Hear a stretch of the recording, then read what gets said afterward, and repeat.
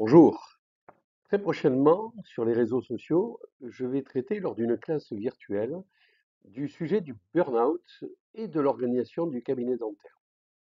En effet, la profession est fortement touchée par le burn-out professionnel. Enfin, on va voir si c'est vraiment du burn-out, puisque le burn-out, la première dimension, la plus centrale, est l'épuisement émotionnel, psychique et physique.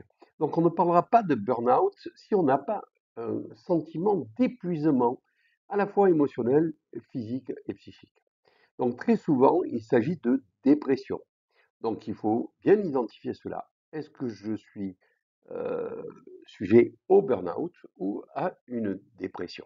Le burn-out vous donne le sentiment d'être totalement vidé de vos ressources. Vous ne pouvez plus rien faire, vous êtes dans une incapacité totale d'agir. La dépression, par contre, est plus subtile. On n'a plus envie, on a moins le moral, on n'y croit pas, on doute de soi. Et ça, c'est beaucoup plus classique.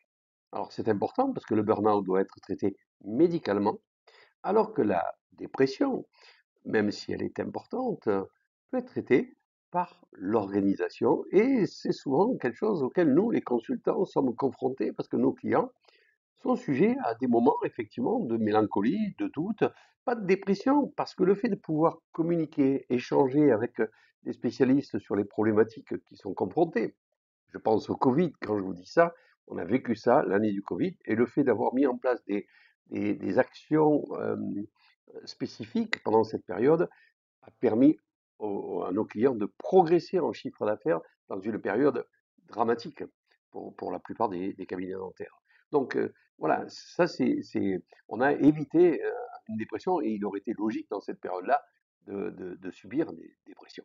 Donc on parlera de tout ça et on parlera de la spécificité de la profession dentaire, puisqu'il y a une spécificité, c'est l'isolement. Le chirurgien dentiste est isolé, il est seul. Il a juste son patient qui a toujours la bouche ouverte, qui ne peut pas vraiment communiquer avec lui, ou des assistantes aussi, où la communication ne se fait pas.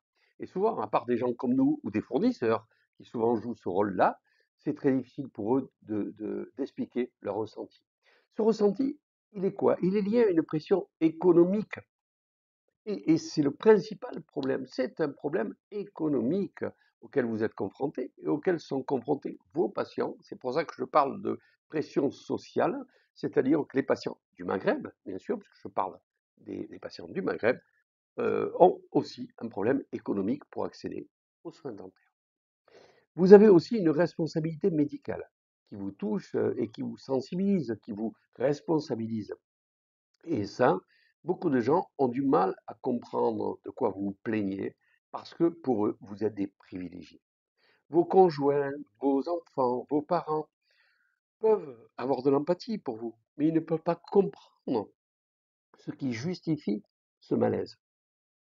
Seuls des professionnels qui sont confrontés à ça peuvent identifier ça et comprendre que c'est tout à fait normal. C'est pas parce qu'on est dentiste ou médecin qu'on ne va pas être confronté à ce problème.